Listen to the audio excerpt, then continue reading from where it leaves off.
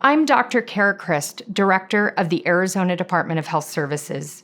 With the data showing COVID-19 actively increasing in our communities, Arizonans need to remain vigilant. Now is not the time to let our guard down.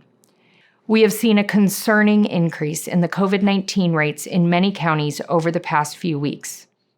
Last week, the percent positivity increased to 9%. This metric is an indication of community spread, which is increasing in many counties. The age group most impacted is our 20 to 44-year-olds, accounting for almost 50% of the cases in Arizona. Among 20 to 44-year-olds, college-age individuals continue to see the highest number of cases. The most current week shows that cases are continuing to increase in all age groups. Our hospitals currently report sufficient capacity in their inpatient and intensive care unit beds, but the number of beds in use has increased over the past few weeks. Our COVID-like illness data shows inpatient admissions and emergency room visits due to COVID-19 are rising. We are also seeing an increased number of transfers through our Arizona Surge line, which is an early indicator of hospital capacity concerns. While the statewide metrics still meet the benchmarks for the moderate category of COVID-19 spread for business and school opening, we are seeing all three metrics, case rates, percent positivity, and COVID-like illness increase in many counties across all regions of the state. Here at ADHS, we are working nonstop to slow transmission and prevent additional cases and deaths. We continue to learn new information about this virus, and as we do, we will continue to change and adapt to keep Arizonans safe. For example, this week we launched a Healthy Kids Open Schools campaign to provide schools and parents tools they can use to keep their kids healthy, prevent transmission, and keep schools open. This campaign focuses on the importance of keeping kids home when they're sick or have a positive test result, following public health recommendations, including a 14-day quarantine or 10-day isolation, notifying school administration of any symptoms or test results, and requiring mask use at school or on the bus, in addition to any time kids are around other kids they don't live with, such as extracurricular activities, sports, and hanging out with their friends. In addition to social media messaging, the campaign includes a website with information about when to keep kids home from school, where families can get free masks, and nearby testing locations. We've continued to make masks available for free through azhealth.gov/order masks because we know that masks are one of the most effective methods for preventing COVID-19 transmission. We urge all Arizonans to appropriately wear a mask, whether or not they live in an area with a mandate. Contact tracing is critical to reducing spread. And unlike this summer, Arizona has broad access to testing, fast turnaround for results, and enhanced contact tracing through the state and local public health departments. If you get a call from AZ Health or your local health department, please answer the call. Answering the phone will keep your loved ones and community safe.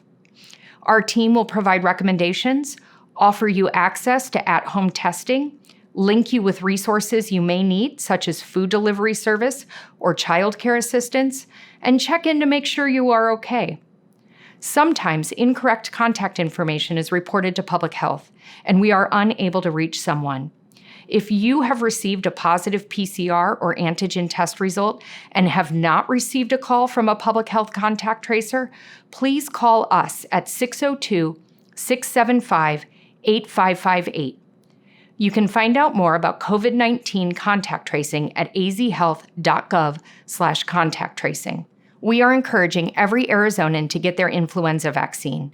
This is an important way to protect vulnerable Arizonans and ensure adequate hospital capacity during this time. You can find where to get your influenza vaccine at vaccinefinder.org. We are working with our federal partners to rapidly distribute COVID-19 therapeutics and vaccine to high-priority groups once they become available. The recent news about a potential vaccine for COVID-19 is indeed exciting, but this is no time to let up on masks, distancing, and other precautions that slow the spread. There are other things we should all be doing with COVID-19 still circulating in our communities. We're grateful to businesses for implementing mitigation measures to protect customers and employees. It's essential for all of us to follow these requirements, whether it's wearing a mask properly at the gym or staying seated at a restaurant except to visit the restroom. With the holidays quickly approaching, in order to keep schools and businesses open, everyone must do their part. Everyone has their own special holiday traditions, so we have developed a menu of options for ways to safely celebrate.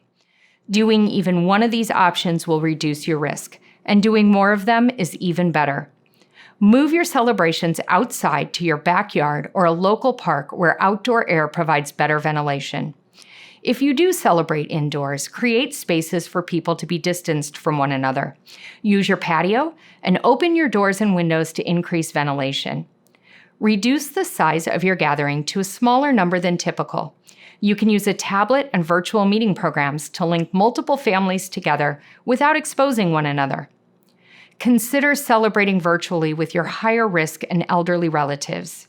Stay physically distanced. Don't hug people from outside your household. Wash your hands before eating and before serving. Avoid passing food items or buffet-style serving. If you're hosting, make masks and hand sanitizer available for all guests. Do your Black Friday shopping online. This has been a difficult year, and many have grown tired of the mitigation strategies, but we can't let up. Please wear a mask in public.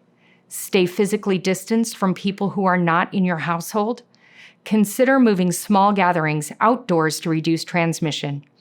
Wash your hands frequently. Avoid large gatherings.